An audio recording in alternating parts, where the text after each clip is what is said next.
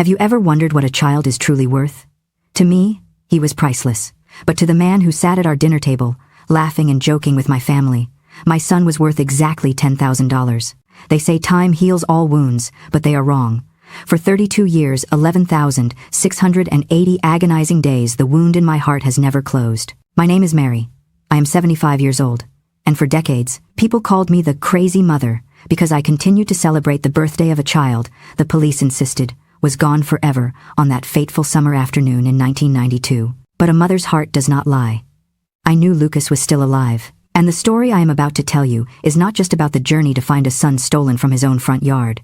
It is the unmasking of a cruel crime hidden behind the smile of a man pretending to be a saint. Brace yourselves, because this miracle was paid for with a lifetime of tears. If you are listening from anywhere in the world, please leave a comment and subscribe, because there are truths that need to be spread, even if they might shake your faith. There are stories that, no matter how painful, simply must be told. But to understand the magnitude of what it meant to see my son after 32 years, I have to take you back to the beginning. I have to tell you everything from when Lucas was just a baby smelling of baby powder and warm milk. Honestly, I thought I would leave this world without ever telling this story. I was born in 1,949 inches, a humble neighborhood of Indianapolis called Fountain Square. We didn't have much, but we had faith. From a young age, I didn't dream of being a movie star or a rich woman. I only dreamed of being a mother. I wanted a noisy house, knees scraped from playing in the yard, and little hands tugging at my skirt. But life, in its cruel irony, made me wait. It made me bleed and cry through 3 miscarriages until I was 38 years old. When Lucas finally arrived, he wasn't just a son. He was a miracle I had bargained with God for. My dad was a construction worker, and my mom sold homemade quilts at the city market. We were 6 siblings squeezed into a brick house with a tin roof that got so hot in May it felt like we were going to melt. I grew up helping my mom sew quilts and alter clothes, learning every stitch with the patience of a caterpillar.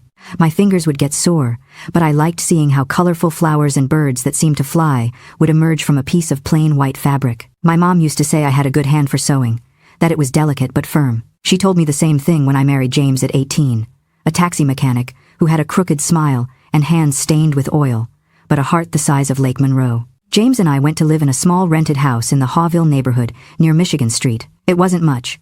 2 rooms and a backyard where James set up his makeshift shop and I set up my sewing machine to keep working. The first years were hard, as they are for everyone, starting with nothing but the will to get ahead. James worked from 5 inches the morning until there was no light left, fixing engines and carburetors of beat-up cabs. I sewed on commission for a lady who had a boutique downtown, near the State House. I earned little, but every dollar counted. We tried to have children for almost 10 years. I lost 3 pregnancies before the 4th month, and each time I felt a piece of my soul die. The neighbors brought me herbal tea. My best friend recommended I pray to Street Gerard. My mom did prayer sessions with sage. In 1987, when I was 38 years old and doctors had told me my time to be a mother had passed, I got pregnant again. It was a high-risk pregnancy. My body was tired, my back ached, but I held on to that baby with everything I had. This time, the pregnancy held. Lucas was born on February 14th, Valentine's Day, at Methodist Hospital. He weighed 7 pounds. He had a mop of hair black as night and hazel eyes that shone as if they had their own light. James cried when he saw him. I had never seen him cry, not even when his dad died. But there he was with his son in his arms, tears running down his cheeks, whispering, "You're finally here, buddy. You're finally here with us." I cried too, but out of pure happiness. After so much time waiting, losing, suffering, I finally had my baby in my arms, my Lucas. Lucas's first years were the happiest of my life. He was a happy child, one of those who laughs at everything. He loved it when I sang, "You Are My Sunshine," while bathing him in the plastic tub in the backyard. He would splash with his little hands and scream, "Again, Mom, again!" He learned to walk at 11 months, and from then on, there was no stopping him. He ran all over the house, went into his dad's shop, grabbed tools even though we told him no. James would laugh and say, "This kid is going to be a mechanic like his dad." Lucas had a special connection with his dad. He would get up super early just to see him eat breakfast before going to work. He would sit on his lap, and James would give him bits of scrambled eggs and toast, wipe his mouth with a napkin, and say, "You're my champion, right, Lucas?" And Lucas would nod seriously, as if he understood the importance of being his dad's champion. When Lucas was 4, in July 1991, James had an accident. He was fixing a taxi engine when the hydraulic jack failed and the car fell on him. They rushed him to Methodist Hospital, but he was pronounced dead on arrival. They notified me around 3 inches the afternoon. I remember I was sewing a white quilt with red flowers when James's friend, Mr. Steve, arrived with red eyes and a broken voice. I didn't have to ask him anything. I knew as soon as I saw him at the door, my world collapsed. I was 43, a widow who felt older than her age, with a 4-year-old son, and had just lost the love of my life. At the wake, Lucas didn't understand why his dad was lying in that wooden box and wouldn't talk to him. He would get close and say, "Daddy, wake up, let's play." That broke my soul into 1,000 pieces every time I heard it. After the funeral, I had to reinvent myself. The shop remained closed. I didn't know anything about mechanics. My only option was sewing. I started working day and night, accepting all the orders I could. The lady from the downtown shop increased my work, but it still wasn't enough. I had to move to a smaller house in the same neighborhood, just a 1-bedroom with a kitchen and a small backyard. Lucas slept with me in the same bed. At night, before sleeping, he would ask me, "When is my daddy coming back?" And I didn't know what to answer. I told him his dad was in heaven watching over him from above. He would stay quiet looking at the ceiling, and I would hold back the tears until he fell asleep. By 1992, a year after James's death, I had adapted to life as a single mother. It wasn't easy, but we were getting by. Lucas started kindergarten in January of that year at Sunnydale Elementary, which was 6 blocks from the house. He loved going to school. He would put on his white shirt and blue pants and feel like a little man. I took him every morning at 8 and picked him up at 1 inch the afternoon after dropping off my sewing work at the store. Lucas had a little friend in kindergarten. Her name was Emma. She was a tiny, skinny girl with long braids that reached her waist. Lucas talked about her all the time. "Mom, today, Emma shared her sandwich with me. Mom, Emma knows how to count to 20. Mom, I'm going to marry Emma when I grow up." He made me laugh with his ideas. He was so innocent, so pure, my boy. Around that time, I also met Gary. Gary was Emma's dad, a man of about 39 or 40, tall, dark-haired, with a thick mustache and black eyes that sometimes made me mistrustful, although I didn't know why. He was a widower, just like me. His wife had died of cancer 2 years earlier, and he was raising Emma alone. Shared grief can be a powerful trap, and Gary knew exactly how to weaponize it to bypass Mary's defenses. He mirrored her pain perfectly, playing the role of the struggling single father to gain her trust. But pay close attention to that quiet mistrust she mentioned earlier. It was her intuition screaming a warning that she was, tragically, too lonely to hear. He worked as an appliance salesman at a store downtown. He seemed like a good man.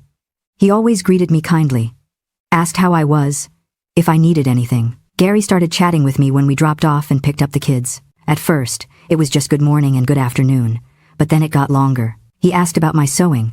I asked about his work. One day he invited me for coffee at a diner near the school. I accepted.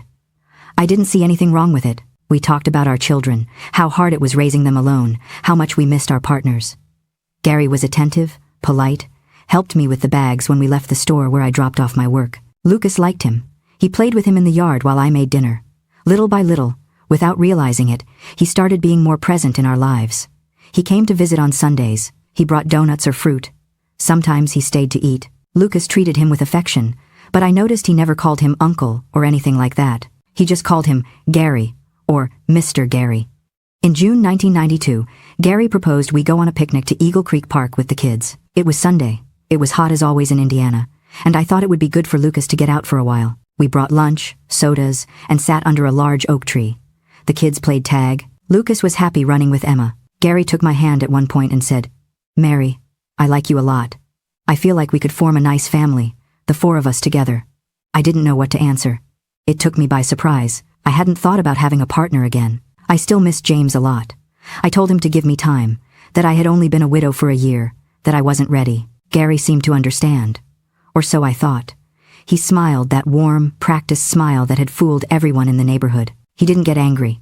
Instead, he played the victim, the lonely widower who just wanted to help. "I understand, Mary," he said softly, patting my hand. "I'm just here for you and Lucas." That touch, I should have pulled away. I should have listened to the cold shiver that ran down my spine. But loneliness is a heavy fog.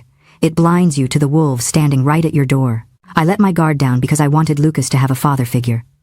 I paved the road to my own hell with good intentions. The 17th of July, 1992, is a date I will never forget.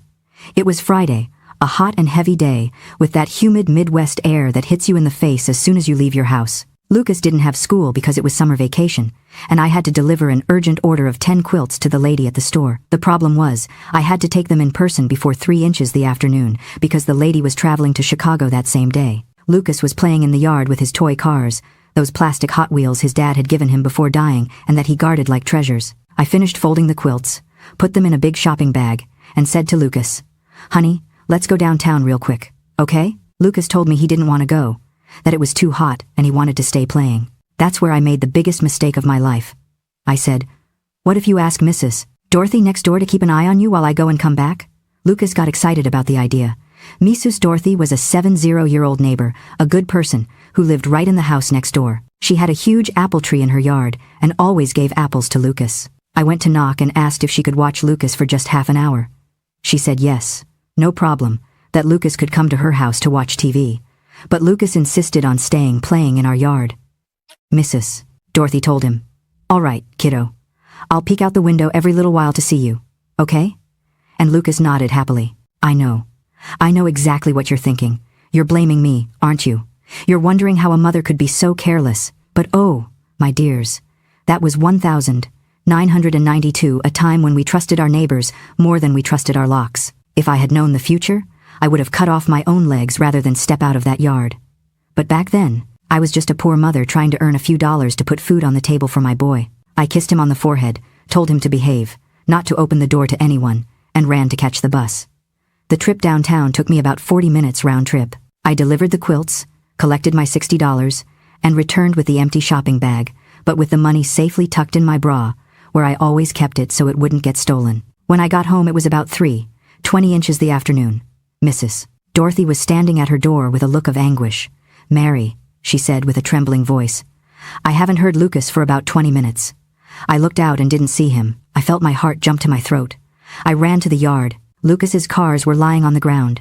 The door to the room was ajar, although I had left it locked from the inside. "Lucas!" I screamed. "Lucas, my love, where are you?" I went into the room. He wasn't there. I checked under the bed, behind the wardrobe, in the small bathroom. Nothing. I went back to the yard, looked behind the washing machine in the corner where we kept old junk. Nothing. I started to hyperventilate. "Lucas! Lucas!" I screamed louder and louder. The neighbors started coming out. Mr. Bill from across the street, Mrs. Linda from the corner, Mr. George, who lived 2 houses down. "What happened, Mary?" they asked. "My son," I told them crying. "My son is lost. He's not here." Everyone started looking for him. We scoured the entire neighborhood. We asked at every house, at the corner store, at the bakery. Nobody had seen him. We went to the park 3 blocks away, nothing either. At 5 inches the afternoon, when we had been searching for almost 2 hours, Mr. Bill told me, "Mary, we need to call the police." 2 patrol cars arrived. The police took notes on everything. They asked how Lucas was dressed.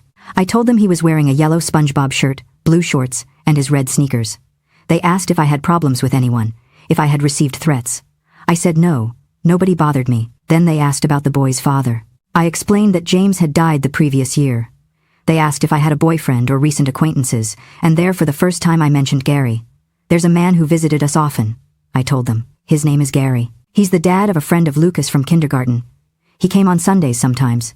The police wrote down the name. "Do you know where he lives?" they asked. I told them no, that I only knew he worked at an appliance store downtown, but I didn't remember the exact name. I felt so stupid at that moment. How was it possible that I let a man come to my house so much and didn't even know where he lived? Please, don't mock this old woman's foolishness. When loneliness suffocates you after the death of your husband, an extended hand feels strangely warm, even if it is fake. Monsters don't always have horns, my children. Sometimes they come with a gentle smile and a bag of donuts, blinding weak women like me to the truth. The police said they were going to investigate, that they would look for Gary, check the school cameras, but I knew in the bottom of my heart that something was terribly wrong, a maternal intuition telling you your child is in danger. That night I didn't sleep. I sat at the door of my house with the porch light on, waiting for Lucas to appear walking down the street, saying, "Mom, I'm home." But he didn't arrive that night, nor the next, nor the one after. The days after Lucas's disappearance were a nightmare I couldn't wake up from. The police investigated Gary and discovered he had lied about everything. He wasn't a widower. He didn't work at an appliance store. Emma wasn't his daughter. She was his niece, his sister's daughter who lived in Fort Wayne. Gary had used the girl to get close to me, to gain my trust, When the police went to look for him at the address he gave when he enrolled Emma in kindergarten, the house was empty. The neighbors said they had left about 2 weeks prior, that he said he was going to work in Chicago. The police started investigating him more thoroughly and discovered that Gary had a criminal record in Kentucky for fraud and theft. He had been in prison for 3 years in the 82nds. They also discovered that his real wife hadn't died of cancer, but had divorced him in 1989 because he beat her. It was all a lie. Everything he had told me was a pure lie. To invite a monster to your dinner table, thinking he's a friend, that is a guilt that cuts deeper than the crime itself. Mary was blinded by her own kindness, unaware that Gary was meticulously paving the road to her destruction. But where did he take the boy? The answer lies hidden for decades, and the journey to find it will test Mary's sanity. And I, naive, had let him into my life, into my house, to meet my son. The guilt was eating me alive. I spent the nights crying, wondering why I hadn't seen the signs, why I had trusted him, why the hell I had let him get so close to Lucas. My mom came every afternoon to be with me, hugged me and said, "It's not your fault, daughter. You didn't know." But I felt it was my fault. I was the mom. I had to protect my son, and I had failed. The first weeks after the disappearance, the police followed several leads.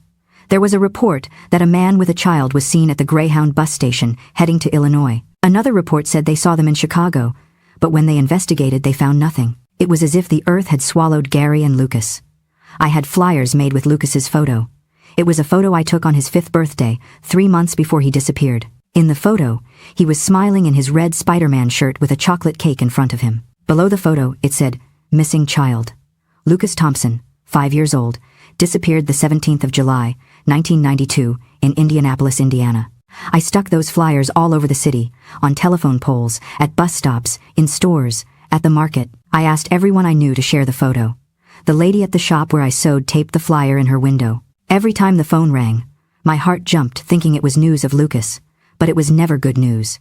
It was just family asking how I was, or offering me help from psychics who supposedly could find my son. I went to 3 different psychics because I was desperate. One told me Lucas was alive, but far away, in another state. Another told me he was with a family that couldn't have children, and they were raising him well. The third told me Lucas had already died, that she was very sorry. That was the time I came closest to losing my mind. I left there crying hysterically, thinking my baby was dead and I was never going to see him again. But something inside me refused to accept it. A voice in my heart told me, "Lucas is alive. You don't feel him dead. You would feel it if he had died." And I clung to that voice. I clung with all my strength. Months passed. 1,992 turned into 1,993. I kept sewing because I had to eat, but I did it on autopilot, without thinking, just moving my hands. Every penny I saved I spent on making more flyers, traveling to other states when a lead arrived. I went to Chicago 3 times, following reports from people who said they had seen a boy who looked like Lucas. I went to St. Louis, to Detroit, to Cincinnati. I never found anything. The police eventually classified the case as a cold case with no viable leads and told me they were very sorry, but they couldn't do more, to keep waiting. That sometimes children appeared years later, but I saw in their eyes they didn't believe it. To them, Lucas was another number in the statistics of missing children.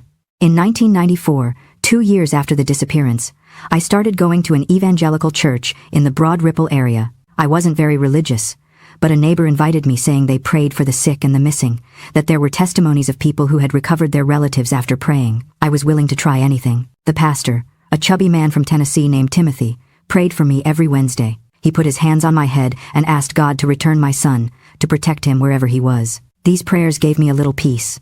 They didn't take away the pain, but they made me feel I wasn't alone, that someone else, even if it was God up there, was watching over Lucas. I started reading the Bible every night before sleeping. I found a verse that became my anchor. "For I know the plans I have for you, declares the Lord, plans to prosper you and not to harm you, plans to give you hope and a future." Jeremiah 29:11. I clung to that verse, wrote it on a piece of paper, and taped it on the wall next to my bed. Every morning getting up, and every night before sleeping, I read it out loud. God has a plan, I told myself. Lucas is going to come back. He has to come back. The years kept passing. 1,995, 1,996, 1,997. Lucas would have turned 8, 9, 10 years old.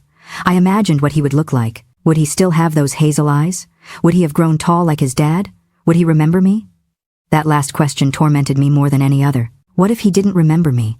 What if whoever took him told him I had abandoned him, that I didn't want him? Every February 14th, his birthday, I bought a small cupcake and sang "Happy Birthday" alone in my house. I lit a candle and asked God that wherever Lucas was, he was okay, that he didn't lack food, that they wouldn't hurt him. After singing, I ate the cupcake crying, imagining Lucas was there with me blowing out the candle. In 1998, I moved to a bigger house in the Irvington neighborhood, not because I had more money, but because I couldn't stand being in that little house where Lucas had disappeared anymore. Every time I saw the yard, I saw his cars lying on the ground. Every time I passed the room, I heard him laughing.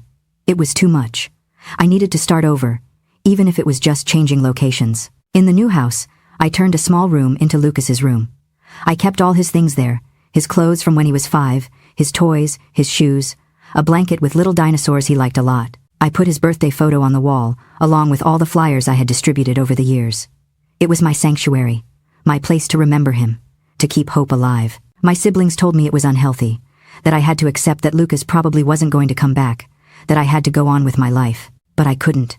I couldn't close that chapter. My life had paused on that the 17th of July, 1992, and I couldn't press play until I knew what happened to my son. Do you know what silence sounds like? For 32 years, my house was filled with a silence so loud it hurt my ears. I kept his door closed, but sometimes, in the middle of the night, I would sit on the floor of his room, hugging his Spider-Man t-shirt, inhaling the fading scent of baby shampoo and dust. My young friends, if you are listening to this story and have your little ones nearby, please, stop for just a second, run to them and hold them tight, because you never want to understand the feeling of a child's scent fading year by year, while you are left helplessly inhaling the dust, just to remember that he once existed here. I became a ghost in my own life. People whispered when I walked by, "There goes the poor woman who lost her boy." They looked at me with pity that felt like needles. They didn't understand that I wasn't living. I was simply waiting. I was a clock that had stopped ticking the moment he vanished. To the outside world, Mary was just a woman trapped in the past, guarding a shrine of dusty toys and fading memories. But that refusal to move on wasn't madness. It was a mother's fierce defiance against a world that expected her to forget. It is a heavy, lonely burden to carry for decades. But keep listening, because that unwavering faith is about to be tested in ways you won't expect. In the year 2000, 8 years after the disappearance, there was a moment that almost broke me completely. I was at the city market buying tomatoes when I saw a boy of about 13 with his mom. He had black hair, olive skin, and when he turned to look at me, he had hazel eyes. My heart stopped beating. "Lucas?" I said without thinking. The boy looked at me strangely. His mom looked at me like I was crazy. "Sorry," I told her. I confused him with someone, but I had already attracted the attention of several people. I left there with eyes full of tears, feeling people's pitying stares. That kind of thing happened to me every now and then, seeing a child or teenager who looked even a little bit like Lucas, and feeling that pang in my chest, that crazy hope that it was him. But it never was. Never. In 2005, technology started to change. The internet arrived in Indianapolis, although I didn't have a computer, but my niece Jessica did. I asked her to help me look for information about missing children on the internet. We found websites of organizations looking for missing persons. Jessica uploaded Lucas's photo and information to several of those pages. She also helped me create an email, so that if anyone had information they could contact me. I checked that email every week at a library that was in the neighborhood. I spent time there, but it was worth it even if only junk messages arrived. Sometimes messages arrived from people saying they had seen someone similar in such a place. I followed every lead. Although 13 years had passed and Lucas was no longer a 5-year-old boy, but an 8-year-old young man. The 2010 seconds were especially difficult. So much time had passed that most people, even my own relatives, had accepted that Lucas wasn't coming back. They stopped asking me about him, stopped mentioning him. It was as if he had never existed, as if I had invented an imaginary son. But to me, he was more real than ever. I kept celebrating his birthdays every February 14th.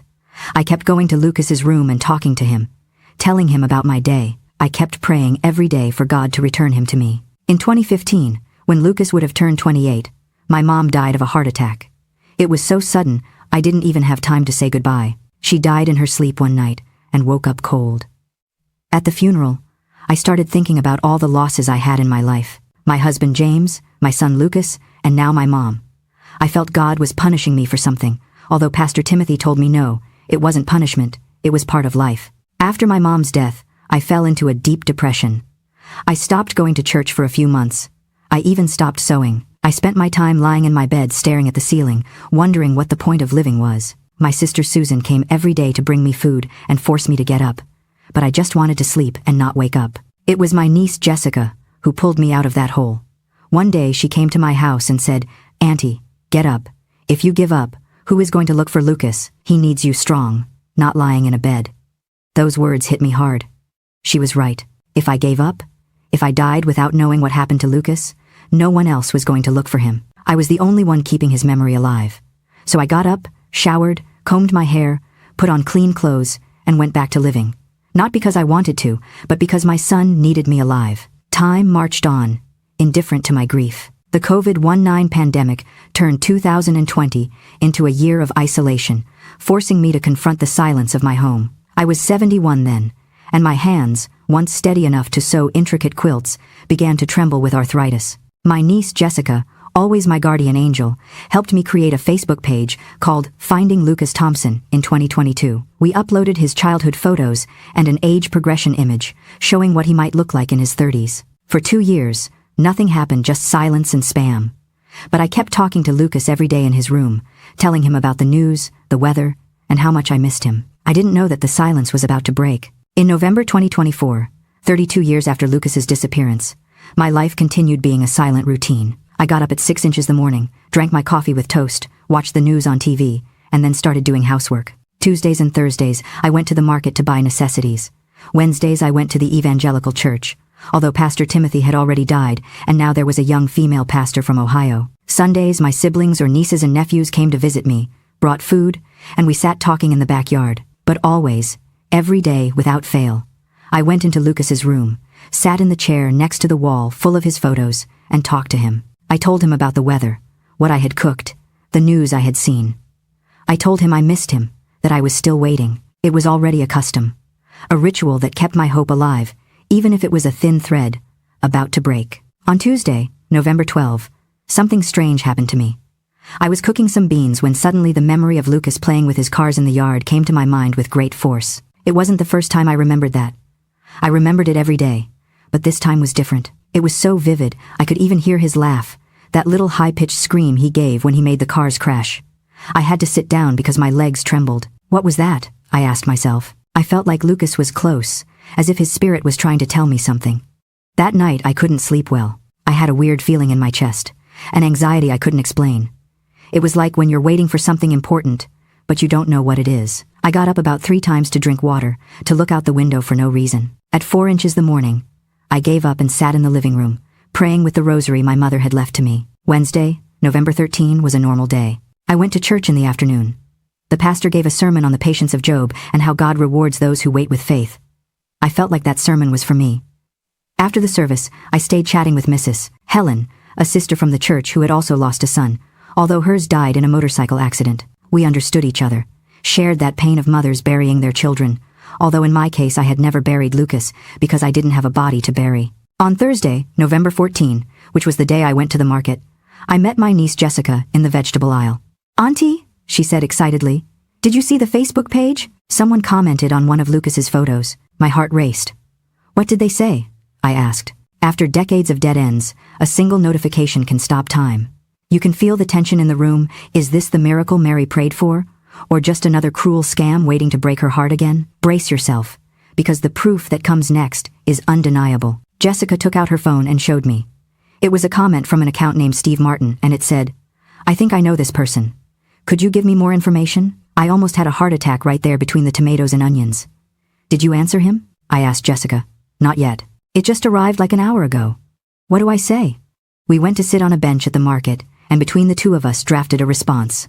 "Good afternoon. This person disappeared 32 years ago when he was 5 inches, Indianapolis, Indiana. If you have information, please contact us. It is very important for our family." We hit send and then sat there looking at Jessica's phone as if he were going to answer immediately. But nothing happened. 10 minutes passed. 20. Half an hour. "Auntie, let's go to your house," said Jessica.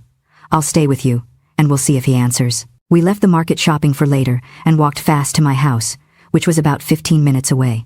We arrived and sat in the living room. Jessica put the phone on the coffee table, and we both stared at it as if it were going to explode. I couldn't sit still. I stood up, walked, sat down again. I prayed in my mind. My God, if it's a sign from you, let it be true. Please, let it be true. Around 5 inches the afternoon, Jessica's phone rang. It was a Facebook Messenger notification. She opened the app, and there was a message from Steve Martin. Jessica read out loud. Hi. I need to talk to you with more privacy. Do you have WhatsApp, or a number? This is my number. And he left a number with the 312 area code, which is from Chicago. If you ask me what I felt when I heard he had left a number for us to contact him, I couldn't explain it well with words. It was a mixture of hope, fear, excitement, and terror at the same time. What if it was Lucas? But also, what if it was someone who wanted to scam me? People had contacted me before saying they had information on Lucas, but actually just wanted money. Jessica looked at me. Should I call him Auntie? I stayed quiet for a moment. Yes, I finally said. But you text him first. Ask him what he knows. Jessica added the number and sent a message. Hi, this is Jessica, Mary's niece. You said you know Lucas. Can you give us more information? The 3 dots of typing appeared immediately. My heart was beating so hard, I heard it in my ears. Then the message appeared. My name isn't really Steve. I'm sorry for using a fake name. It's just that I wasn't sure. I saw the photo on that page and it seemed very familiar. I need to ask you something. Did Lucas have a small scar on his left eyebrow? I felt like I was running out of air. Yes, I told Jessica, almost screaming. Yes, he had it. He got it when he was 3 on the swing. Jessica typed that same thing. The answer came fast. And was he born on the 14th of February, 1987? Yes!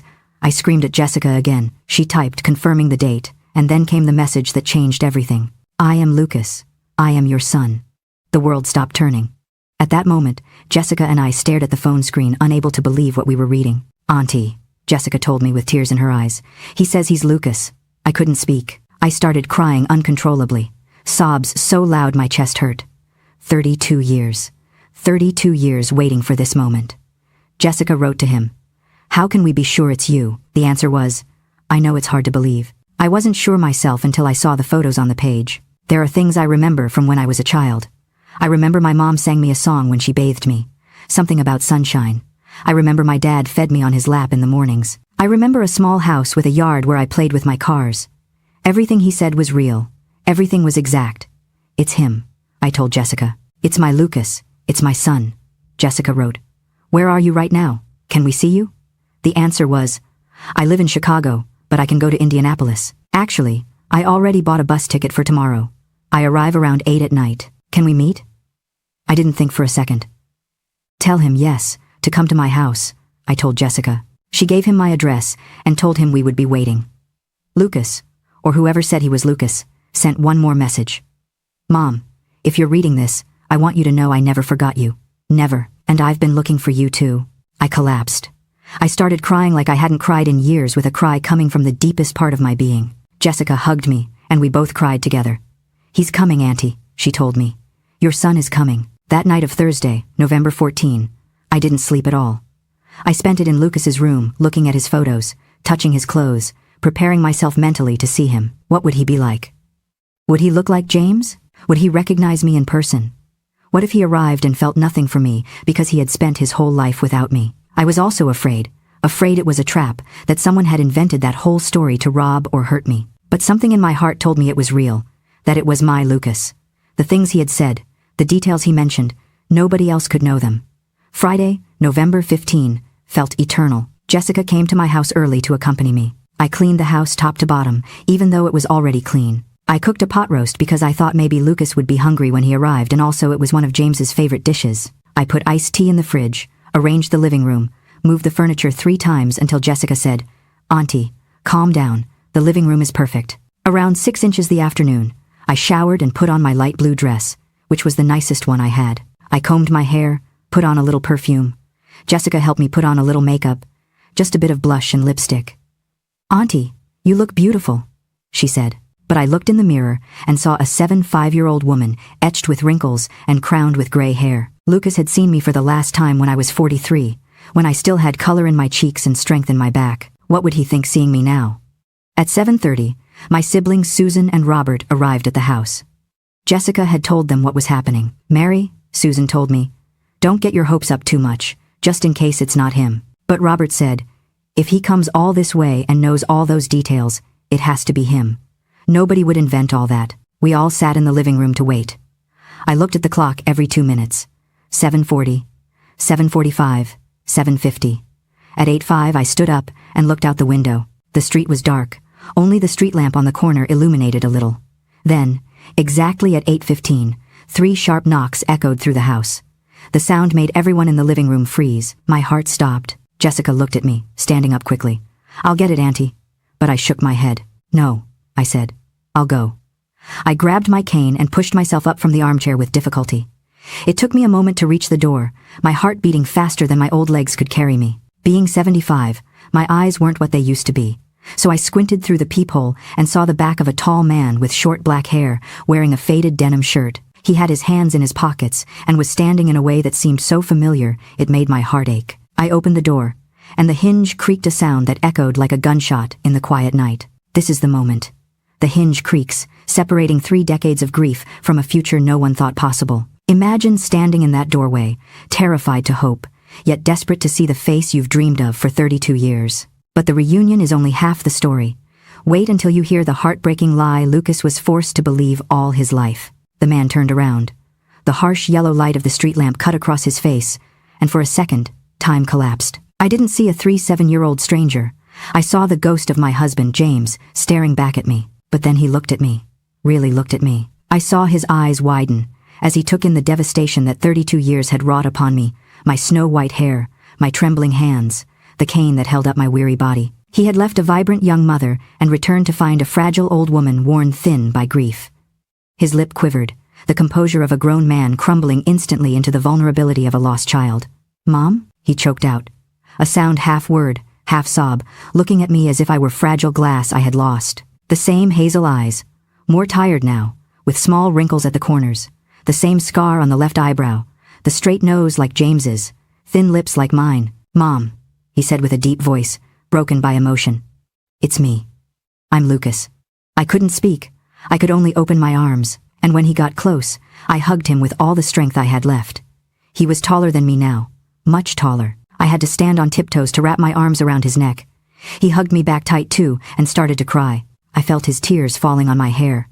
I felt his body shaking with sobs. We both cried there in the doorway, hugging, 32 years of pain and searching, venting in that moment. "My boy," I managed to say through tears. "My boy, you're here, you're here." He just repeated, "Mom, Mom, I'm sorry, I'm sorry." And I told him, "You have nothing to forgive, my love, nothing." I don't know how long we stood like that. It could have been 2 minutes or 20. Time ceased to exist. Only that moment existed. That hug, that reconnection of a cord that had broken more than 3 decades ago, but had never ceased to exist. When we finally separated, I touched his face with both hands, as if to confirm he was real, that it wasn't a dream. "Let me see you," I said. I looked him up and down. He was a tall man, almost 6 feet, dark-haired, with large, calloused hands of someone who works with them. He had some premature gray hairs at the temples, a full beard covering his jaw, but he was my son. He was my Lucas. "Come in," said Jessica from inside, also crying. Lucas entered the house. My siblings stood up. Susan covered her mouth with her hands, seeing him. "Good Lord," she said. "He's identical to James." Robert approached and gave him a hug. "Welcome home, nephew." We sat in the living room. I didn't let go of Lucas's hand, as if I was afraid if I let go he would disappear again. Jessica brought him a glass of iced tea. Lucas took it with both hands, shaking just like mine. "How?" I started to ask, but didn't even know where to begin. There were so many questions. 32 years of questions. Lucas took a deep breath and said, "I know you have many questions. I had many too all my life. I'm going to tell you everything, but it's a long story." I told him it didn't matter, that we had all the time in the world, that I had been waiting 32 years to hear his story, and it could take all night. Lucas began to tell, and what he told us over the next hours was something I had never imagined even in my worst nightmares. But before continuing with what Lucas told us, I need to explain how I felt listening to him speak. It was a mix of emotions so complex I don't have exact words to describe it. On one hand, there was the absolute happiness of having him there alive, sitting in front of me. On the other hand, there was the pain of knowing he had suffered, that he had grown up without me, that his childhood had been stolen. The 17th of July, 1992, began Lucas with a slow voice. "I was playing in the yard with my cars, like you said. I remember it was very hot, and you had told me you were going downtown quick. I wanted to stay playing because I was in the middle of a car race I had invented. He stopped for a moment as if it was hard to remember. The lady next door, Mrs. Dorothy, peeked out her window every while. I saw her and waved. What happened next, my love? I asked, squeezing his hand. After a while, continued Lucas, like 15 or 20 minutes, I heard someone knocking on the door. I knew I shouldn't open. You had told me clearly. But the person knocking said, Lucas, it's Gary. Your mom sent me to find you. I knew Gary. He came to the house on Sundays, played with me. I liked him. So I thought it was true that you had sent him. A knot formed in my stomach hearing that. Gary had used the trust Lucas had in him. I opened the door, said Lucas, and Gary was there with Emma. He told me, your mom had a problem downtown and asked me to come for you. We're going to find her. I got scared. I thought something bad happened to you. Gary took my hand and told me to leave quickly. He didn't even let me grab my cars. We walked to the corner where a blue car was parked, an old Ford. He put me in the back seat with Emma and took off. At first I asked him every moment, where is my mom? Is she okay? And Gary told me, yes, she's fine. We're going to see her soon. But he drove and drove for a long time. We left Indianapolis. I looked out the window and didn't recognize anything anymore. I started getting scared. Emma was quiet, just looking at me with a sad face. Lucas took another sip of tea. I could see it was hard for him to tell this. I kept holding his hand, crying silently. We arrived at a small town, he continued. Later I learned it was Decatur, Illinois. Gary got me out of the car and put me in a wooden house.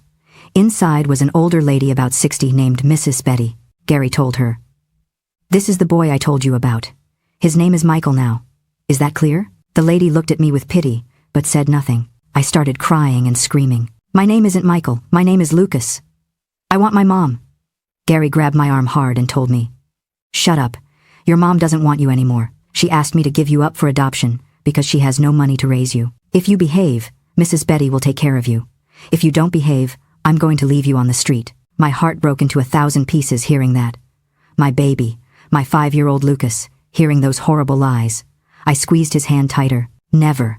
I would have never abandoned you, I told him, crying. That was the knife that cut deepest into my heart, deeper than even the 32 years of waiting.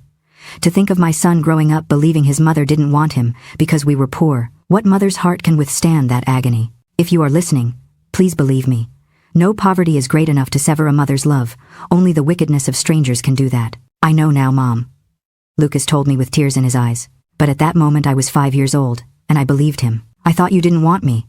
That you had abandoned me because we were poor and didn't have enough money.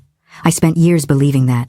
Jessica, Susan, and Robert were also crying. The story we were hearing was worse than any of us had imagined. Lucas continued. Gary left me with Mrs. Betty in that town. She wasn't a bad person. But she wasn't affectionate either. She gave me food, a mat to sleep on in a corner of the house, but nothing else. She lived alone, made pies and sold them in town. I helped her from a young age, fetched wood, carried water. During the first months, I cried every night. I missed my mom. I missed my house, my cars, my bed. I asked Mrs. Betty when I was going back to my mom and she told me, your mom isn't coming. Gary said she doesn't want you anymore. Accept your new life and stop asking. Eventually I stopped asking, stopped crying, stopped waiting. Gary came like every 2 or 3 months. He always brought me a candy or a cheap toy and asked how I was. I was afraid of him. Once, when I was about 8, I asked him why my mom didn't want me. He told me, because your dad died and she was very poor. It was better for you to be here. Later I knew it was all a lie. But by then so much time had passed that I had resigned myself. It is truly heartbreaking to realize that Gary didn't just kidnap a boy. He systematically dismantled his identity, replacing a mother's love with a cruel lie about poverty. Lucas spent his entire childhood believing he was unwanted, surviving rather than living. But stay with us, because as he grows older, the cracks in this deception finally begin to show, leading to a revelation he never expected. Lucas wiped his tears with the back of his hand. I grew up in that town. I went to elementary school in a small school. I learned to do farm work with the neighbors. When I was 12, Mrs. Betty got sick with her heart and died. Gary then took me to live with a family in Chicago, the Millers. They had a mechanic shop and needed help. They put me to work from then on. They never formally adopted me. I was just the boy who helps them. They paid me with food and a place to sleep, nothing else. I worked with the Millers until I was 18. I learned mechanics because I had no other choice. Mr. Miller was rough, but he taught me the trade well. When I turned 18, I told him I wanted to leave, that I wanted to look for work elsewhere. He got mad, but couldn't stop me. I went to live in a small room I rented with 2 other guys in a neighborhood in Chicago. And Gary? I asked him. Did you see him again? Yes, said Lucas. I saw him for the last time when I was 19. He came looking for me at the shop where I was working. He told me he needed me to sign some papers, that it was time for me to have official documents with my real name, which was Michael Smith. I was already grown and starting to have doubts about the whole story he had told me. I asked him, "How do I know my mom really didn't want me? How do I know you didn't steal me?" He got furious, told me I was an ungrateful brat, that he had saved me from a life of misery. He left, and I never saw him again. But the doubts were already planted in my head. I started remembering more things from my childhood. I remembered you sang that sunshine song when bathing me. I remembered my dad carrying me. I remembered you loved me. I felt it in the memories. It didn't fit with the story that you had abandoned me. Lucas took a deep breath. 2 years ago, in 2022, I met a girl named Jennifer. She works at Child Protective Services in Chicago, helping people find their relatives. I told her my story, and she told me it sounded like a case of child abduction. She helped me search missing persons databases. We searched for months, putting in different combinations of data. I didn't remember my full last name, only knew my name was Lucas, and I was from Indianapolis. 3 weeks ago, continued Lucas, Jennifer found the Facebook page, Finding Lucas Thompson. When she saw the photos, she called me excited. She showed me the photo of when I turned 5 with the Spider-Man shirt and chocolate cake. I froze. I remembered that birthday. I remembered that moment. I knew that was me. But I was afraid, admitted Lucas. I was afraid it was another kid who just looked like me. I was afraid of contacting you and giving false hope. That's why I used the fake name Steve Martin at first. But when you confirmed the scar and birth date, I knew without a doubt it was me. That lady in the photos was my real mom. The mom who had been looking for me all this time. He broke down, then crying like a child. "I'm sorry, Mom," he said between sobs. "Sorry for believing you had abandoned me. Sorry for not looking for you sooner. Sorry for all these lost years." I hugged him tight, rocking him like when he was little. "You have nothing to forgive, my love," I told him. "Nothing. The important thing is, you're here. That I found you. That I got you back." That night we talked until 4 inches the morning. Lucas told us more details of his life. He told us he had girlfriends, but never married because he felt there was something incomplete in his life, like a hole he couldn't fill. He told us that since finding the Facebook page he hadn't been able to sleep well, that he spent his time looking at the photos from when he was a child, crying for all the lost time. I told him about his dad, James, about how he had died just a year before he disappeared. I showed him photos of James, photos of our family, photos of him when he was a baby that I kept in a shoebox. Lucas looked at every photo with attention, as if trying to absorb all the memories that had been stolen. I also told him about all those years of searching, about the flyers, the false leads, the psychics, the tears, the desperation, about how I never stopped waiting, even when everyone told me to. "I always knew you were alive," I told him. "A mother knows. She feels it here." I pointed to my chest over my heart. Lucas asked about Gary. "Did you look for him? Did you find him?" I told him the police had looked for him, but he disappeared like smoke. They never found him. Lucas clenched his fists. "If I find him one day," he said with rage, "I don't know what I'll do. He stole my childhood. He stole my mom. He stole my family." I told him I understood his rage, that I had felt it too for years. But the important thing now wasn't revenge, but rebuilding what we had lost. "We can't recover those 32 years, I told him. "But we can take advantage of all the years we have left." When Saturday, November 16 dawned, we were still awake in the living room. I had made coffee and heated up the casserole that Susan had brought the night before. Lucas ate with hunger. "Oh, Mom," he said, "it's been so long since I ate food like you make." I told him I hadn't made it, that it was his Aunt Susan. "But it has the family seasoning," he said, smiling. That smile melted my heart. The following days were intense. Lucas stayed at my house, sleeping on the living room sofa, because his room was full of his childhood things, and there was no bed. On Monday we went together to the DCS office in Indianapolis to report we had found him and to start the paperwork to recover his real identity. Lucas had documents with the name Michael Smith, but he wasn't Michael Smith. He was Lucas Thompson, my son. The social worker, a young woman named Patricia, almost cried listening to our story. "It's the first time in my career I see a reunion case after so much time," she told us. "It's a miracle." She explained that the process to recover his legal identity would take time, that they needed DNA tests to confirm Lucas was really my biological son, that we had to do paperwork at the civil registry. "It doesn't matter how long it takes," I told her. "The important thing is my son is alive and is here with me." They did the DNA test that same day. They told us the results would take about 2 weeks, but I didn't need any scientific test. I knew in my heart that was my son. I saw it in his eyes, in his smile, in the way he tilted his head when thinking exactly like James did. During those weeks of waiting, Lucas and I spent all the time together. I showed him old photos, told him stories of his dad, of my parents, of his uncles and cousins. I took him to see the places where he had grown up, the house where we lived when he was born, Methodist Hospital where he was born, Sunnydale Elementary, from which Gary had taken him. When we arrived at the kindergarten, we both started crying. Lucas pointed to the playground where he played.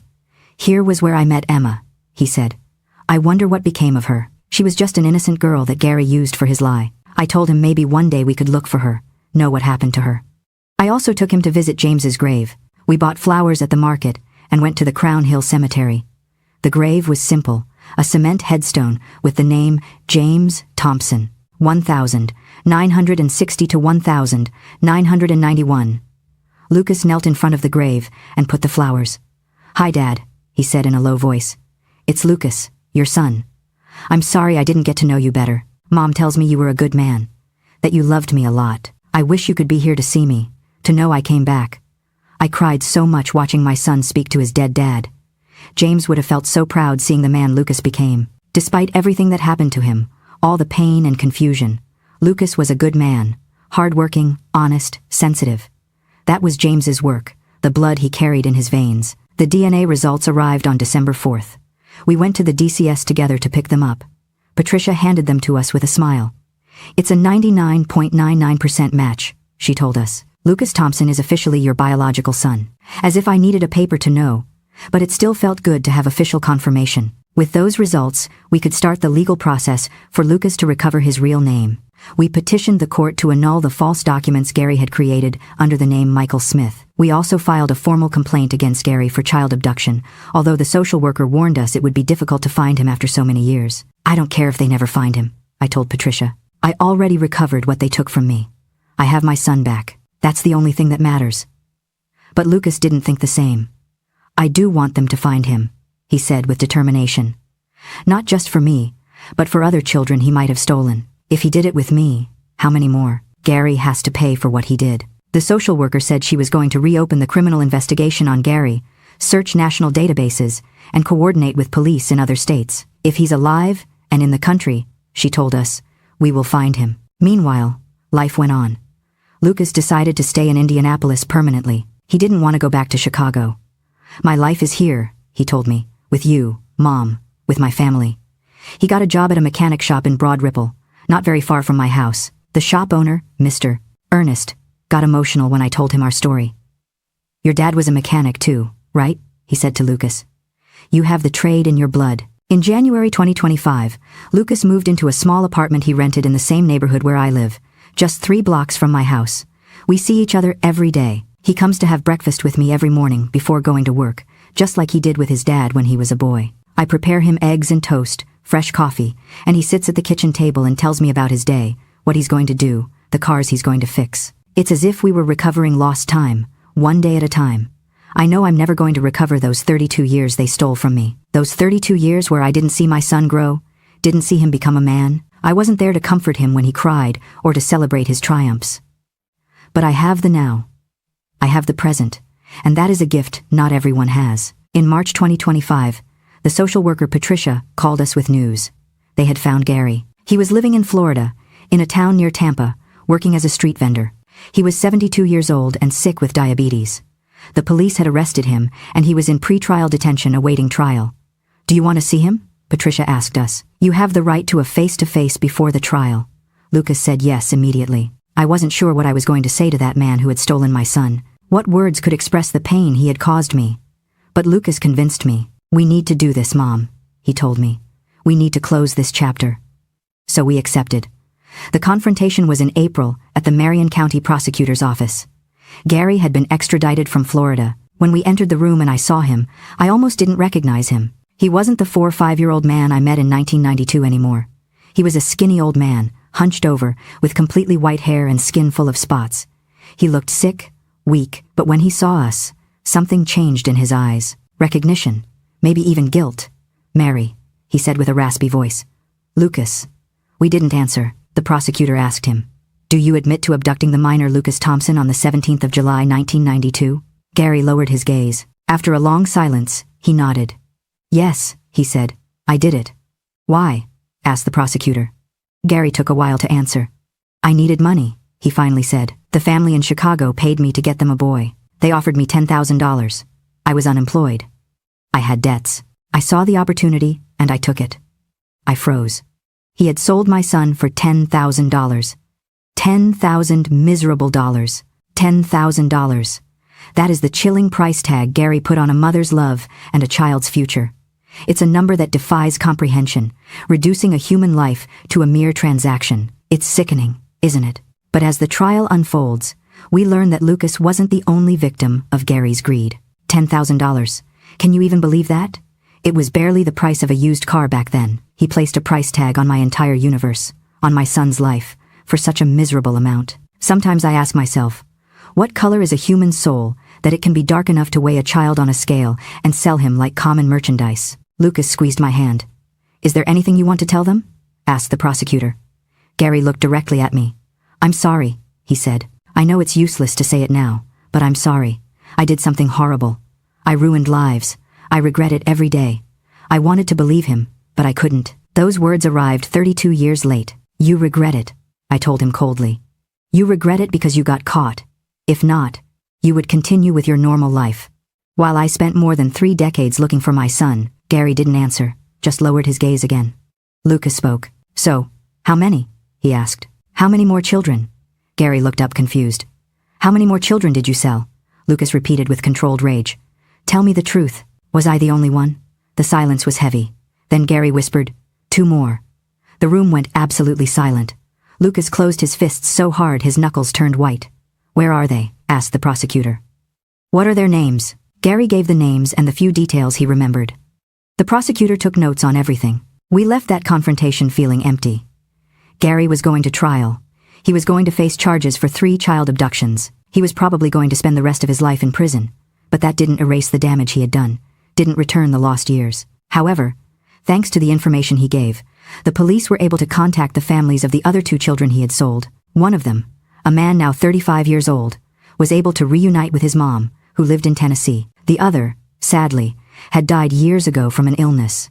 But at least his family could have answers, could know what had happened. Gary's trial began in June 2025, almost a year after Lucas knocked on my door that November morning. The legal process had been slow, full of paperwork, hearings, statements, but finally the moment had arrived for Gary to face the consequences of what he did. The trial took place at the City-County building in downtown Indianapolis. Lucas and I arrived early that Monday morning, June 16. Accompanying us were my siblings Susan and Robert, my niece Jessica, and Jennifer, the social worker from Chicago who had helped Lucas find me. The courtroom was full. There were journalists because the case had been on the local and even national news. "Mother reunites with son after 32 years, said the headlines. The other 2 families of the children Gary had sold were also there. The mom of the man from Tennessee, who did manage to reunite with her son, was there, a lady of about 60 named Ruth. We hugged when I arrived, sharing that pain only we could understand. The family of the child who had passed away was also there. His mom had already died too, but his older sister came to represent the family. Her name was Christina, and she was about 50. My mom died without knowing what happened to my little brother. She told us with tears. She died with a broken heart. At least you had the blessing of recovering your children. When they brought Gary into the room, handcuffed and escorted by 2 police officers, we all fell silent. He looked worse than in the April confrontation. Skinnier, older, more finished. He walked hunched over, dragging his feet. He sat in the defendant's chair without looking at anyone. The prosecutor presented the case, explained how Gary had used his niece Emma to gain my trust, how he had planned the kidnapping for weeks, how he had taken Lucas from me, lying that I had sent for him. He explained how he had sold Lucas to Mrs. Betty in Decatur for $10,000 and then to another family in Chicago. He presented the same methods he had used with the other 2 children in 1989 and 1994. Then they called me to the stand. I stood in front of the judge, a woman of about 50 with glasses and a serious face. They asked me to tell my version of events. I told everything from the beginning, how I met Gary, how I opened the doors of my house to him, how I trusted him, and how he stole the most valuable thing I had in this world. "Mrs. Thompson," asked the prosecutor, "can you describe what those 32 years were like without your son? I broke. The tears started falling and I couldn't stop them. It was 32 years of hell, I said with a broken voice. 32 years of waking up every day, not knowing if my son was alive or dead. 32 years of seeing every child on the street and wondering if one would be my Lucas. 32 years of blaming myself for opening the door to that man. There are no words to describe that pain. It is as if they tear your heart out of your chest and leave you living without it. Gary's defense attorney, a young guy who looked fresh out of college, tried to argue that Gary was remorseful, that he was 72 years old and sick, that sending him to prison at that age would practically be a death sentence. But the prosecutor counterattacked. The defendant showed no mercy when he snatched their children from these mothers. He showed no mercy when he sold innocent children as if they were merchandise. Why should we show him mercy now? Then it was Lucas's turn. He went up to the stand with his head held high with the dignity of someone who had survived the unimaginable. He told his story with a firm voice. The 32 years living with the lie that his mom had abandoned him, the child labor, the emotional abuse, the loss of his identity. He stole my childhood, said Lucas, looking directly at Gary. He stole my mother's love. He stole knowing my father before he died. He stole my name, my family, my history, and not just me, but 2 more children. One of them can no longer be here to tell his story because he died without knowing who he really was. That man, he pointed to Gary, does not deserve compassion. He deserves justice. The trial lasted 3 days.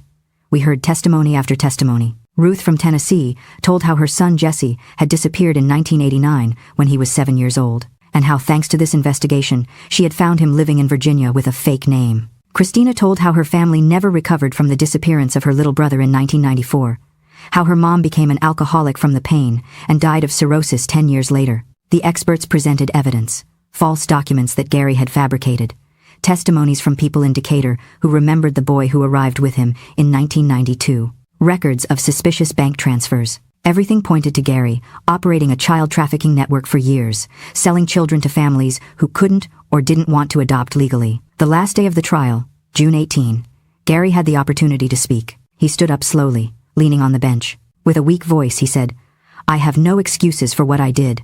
I know I destroyed families. I know I ruined lives. I did it for money, for ambition, for selfishness. If I could turn back time, I would do it differently, but I can't. I can only ask for forgiveness, although I know I don't deserve it." He looked towards where Lucas and I were. Mary, Lucas, I'm sorry. Ruth, Christina, I'm sorry. I know my apologies mean nothing, but they are all I can offer. He sat down again with tears in his eyes. The judge retired to deliberate. They told us the verdict could take hours or even days, but it only took 3 hours. At 5 inches the afternoon, they called us back to the room. The judge entered and we all stood up. When she sat down, we sat down too. My heart was beating so hard I could hear it. Lucas grabbed my hand. In the case of the state against Gary Miller, the judge began with a solemn voice. Accused of 3 counts of child abduction, forgery of documents, and human trafficking, this tribunal finds him guilty on all counts. I felt a huge weight lifted off me. Lucas squeezed my hand. Ruth started crying. Christina put her face in her hands. The sentence, continued the judge, is 45 years in prison without possibility of early parole. In addition, he must pay compensation of $25,000 to each of the 3 affected families. 45 years. Gary was 72 years old. That meant he would die in prison. It was justice. While no sentence can ever return the stolen years, seeing Gary face the consequences offers a necessary closure. It's not just punishment, it's the validation that Mary and Lucas's pain actually mattered. But the story doesn't end in a courtroom, it ends with a new beginning that will warm your heart. It didn't bring back the lost years, it didn't erase the pain, but it was justice at last. When we left the courthouse, there were reporters waiting for us. They put microphones in our faces, cameras, recorders. "Mrs. Thompson, how do you feel about the verdict?" they asked me. I looked at the cameras and said, "I feel relieved, not for revenge, but because I know Gary won't be able to hurt any other family. My son and I recovered 32 lost years, but at least now we have justice and can start healing for real." Lucas also spoke. "I want this story to serve so that other families don't lower their guard. Don't trust strangers so easily, no matter how good people they seem. My mom trusted Gary because he seemed like a good man, and he used that trust to destroy our family. You have to be alert always." The months after the trial were of adjustment and healing. Lucas and I started going to psychological therapy together. The DCS had recommended a psychologist specialized in trauma from forced separation. Her name was Dr. Monica, and she had an office in Carmel. The sessions were difficult. We had to talk about painful things, bring out emotions we had kept for years. Lucas cried, talking about how he had believed for decades that I didn't want him. I cried, talking about the guilt I carried for leaving him alone that day. Dr. Monica helped us process those feelings. To understand it wasn't either of our faults, that the only guilty person was Gary. Both are survivors, Dr. Monica told us. Mary, you survived 32 years of pain and searching without giving up. Lucas, you survived 32 years of deception and loneliness without losing your essence. Now you have to learn to live together again, to build a new mother and son relationship. And we did that. Little by little, day by day, we rebuilt what they had stolen from us. We created new rituals. Every Sunday, we went to eat at some restaurant in the city. Lucas took me to see places I had never visited. The Children's Museum, Monument Circle, the beaches of Lake Michigan. We also watched movies together at my house, ate popcorn, and he explained the parts I didn't understand, because sometimes movies nowadays are very complicated for me. Lucas met the whole extended family. My siblings received him with open arms. My nephews, who were more or less his age, became his friends. Family gatherings now always included Lucas. At Christmas parties, birthday celebrations, Sunday meals, Lucas was part of the family again, as if he had never left. In September 2025, Lucas met a girl. Her name was Sarah. She worked as a nurse at Methodist Hospital, the same hospital where Lucas had been born. They met because Lucas had a small accident at the shop, cut his hand with a tool, and went to the ER. Sarah attended to him, and according to what Lucas told me later, it was love at first sight. He introduced me to her in October. She was a pretty girl, brunette, with black eyes and a warm smile. I liked her immediately. Mrs. Thompson, she told me when I met her. Lucas told me his whole story. You are a very strong woman. Not just anyone would have kept looking for so long. I told her any mother would have done the same, but she shook her head. No, she said, many would have given up. But you didn't. That's why Lucas is here today, for your love and your faith. Lucas and Sarah started dating. Seeing them together filled my heart with joy. Lucas looked happy, relaxed, in love. Sarah came to my house often to visit me. She helped me with chores. We talked about everything. I felt like I had gained not only a son, but also a daughter. In December 2025, Lucas gave me the news. We were having dinner at my house, him, Sarah, and me, when suddenly Lucas stood up. Mom, he said with a nervous smile, we have something to tell you. My heart jumped. What would it be? Sarah stood up too. Lucas took her hand and said, I proposed to Sarah and she said yes, we're getting married. I started crying with happiness. I got up and hugged them both. Oh, my children, what happiness, I told them. When will the wedding be? They told me they wanted to get married in February, the month of Lucas's birthday, specifically February 14th, Valentine's Day, the day Lucas turned 39. I want it to be a day of double celebration, Lucas told me. My birthday and my wedding, a new beginning. The next 2 months were a whirlwind of preparations. Since I didn't have much money, and Lucas didn't either, it was going to be a simple wedding. But my siblings and nephews offered to help with expenses. Between everyone, we pooled money to rent a small hall in the neighborhood, to pay for food, to buy Sarah a nice dress from a second-hand store that my sister and I altered. Lucas was going to use the suit that had been James's, the same suit we got married in back in 1973. I had kept it all these years in a box in the closet. He tried it on and it fit almost perfectly. We only had to adjust the waist a little. When I saw him with that suit on, it was like seeing James again. Your dad would be so proud, I told him with tears. I wish he was here to see you. He is here, Mom, Lucas told me, touching his chest. I feel him here, and I know he's happy. The 14th of February 2026 was one of the happiest days of my life. The wedding was in a small church near my house, not the evangelical church where I went, but a Catholic one, because Sarah was Catholic. Pastor Timothy had already died, but anyway, I wanted it to be a traditional ceremony because that's how mine had been with James. The church was full. All my family was there, all of Lucas's and Sarah's friends, the shop colleagues, Sarah's nurse colleagues, Jennifer, the social worker who had helped Lucas find me, and Patricia from DCS were also there. Even Ruth and her son Jesse came from Tennessee to be present. I walked in on Lucas's arm because he didn't have a dad to accompany him. Sarah walked in on her dad's arm. Mr. Arthur, when Lucas saw Sarah walking toward the altar in her simple but beautiful white dress, his eyes filled with tears. The ceremony was beautiful.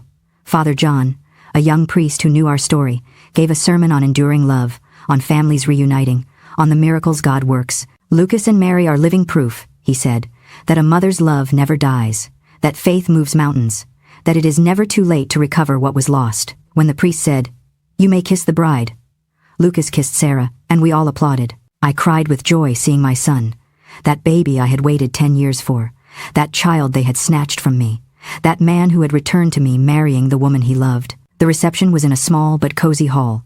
We danced, ate, laughed. Lucas danced the waltz with Sarah and then invited me to dance. We danced Unchained Melody. While we danced, he whispered in my ear, "Thank you, Mom. Thank you for never giving up. Thank you for looking for me. Thank you for giving me this family again." I answered, "You don't have to thank me for anything, my love. I would do it 1,000 times again.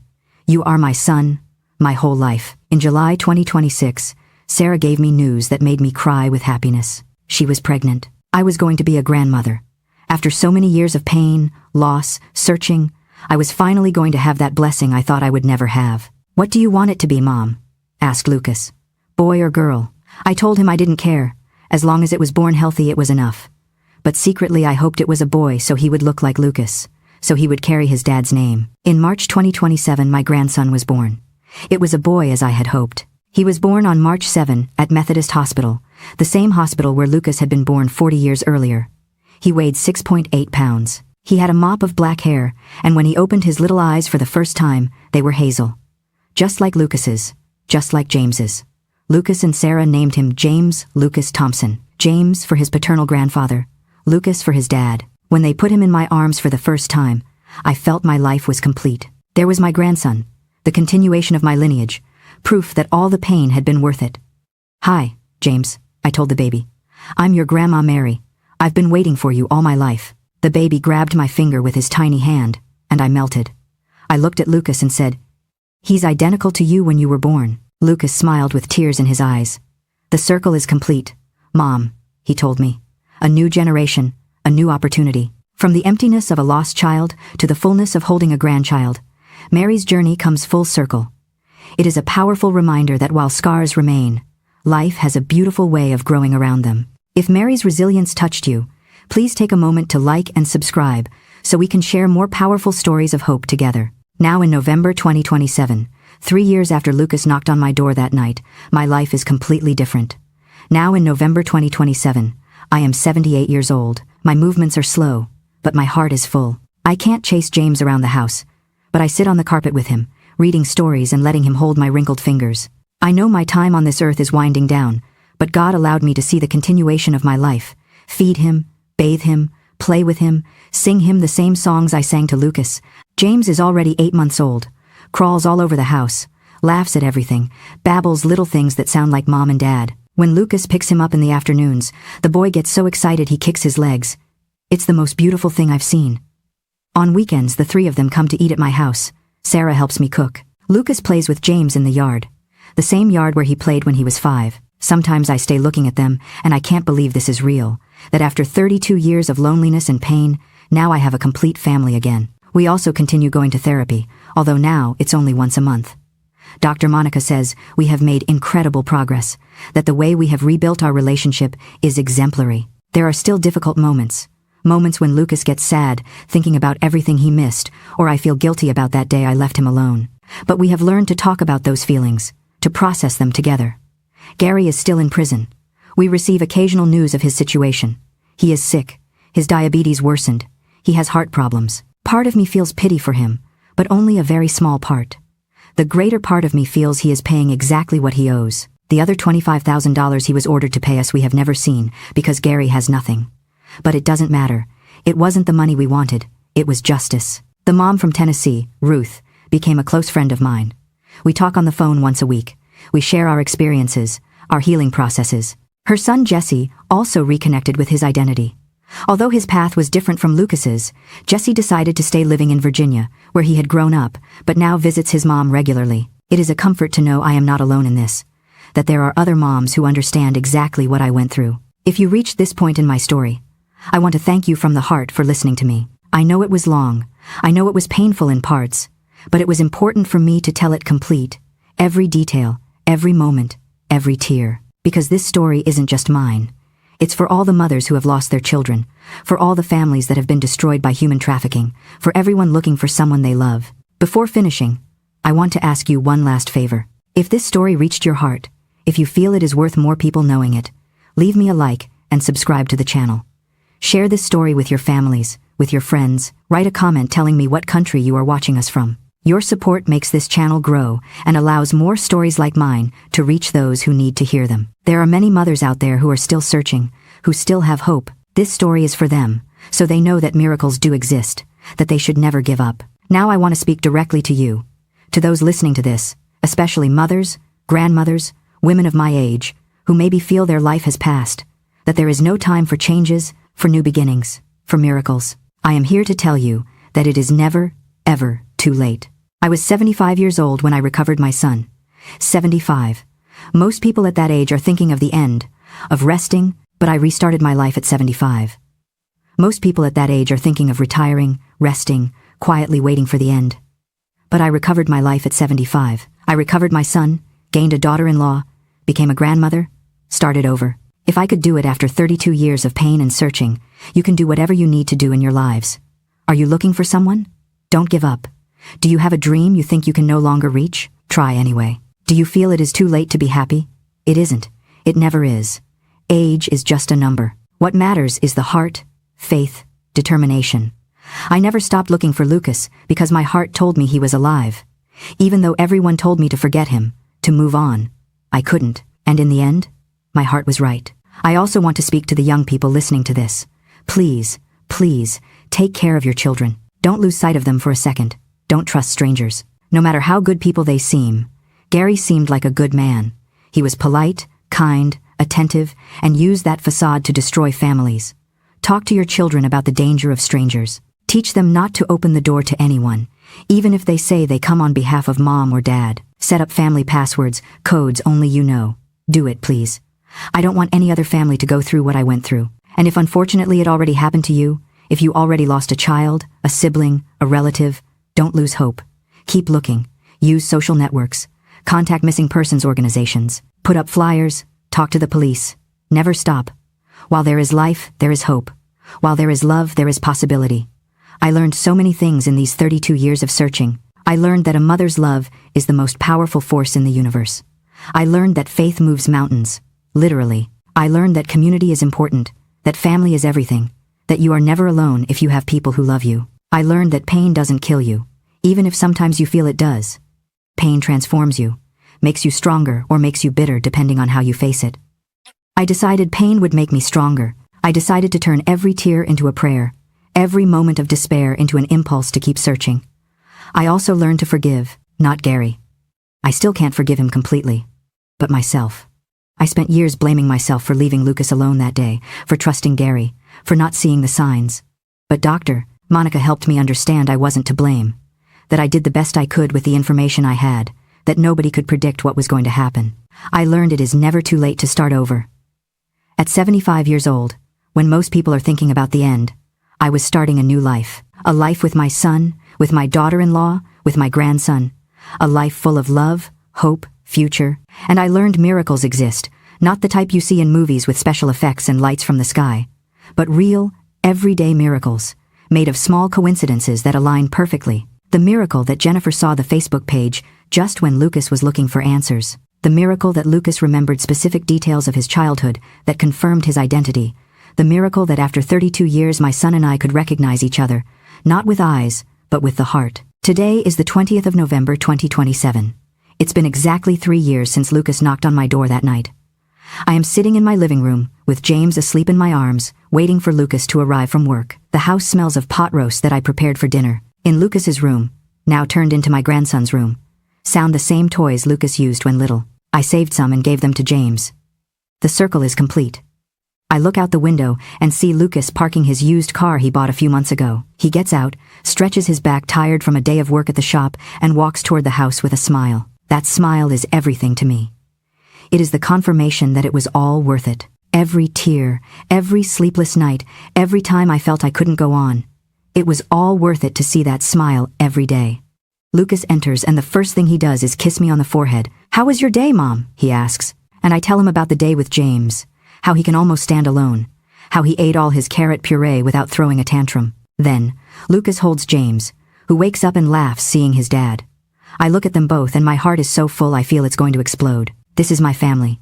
This is my life. This is what I waited 32 years for. And it was absolutely, totally, completely worth it. For 32 years, my heart was like a garden buried beneath the eternal ice of an endless winter. I persisted in watering that barren soil with my tears, sowing seeds of faith, even when the world insisted that spring would never return. But now, holding baby James in my arms and watching Lucas smile, I know the ice has finally melted. I am now an old, gnarled tree.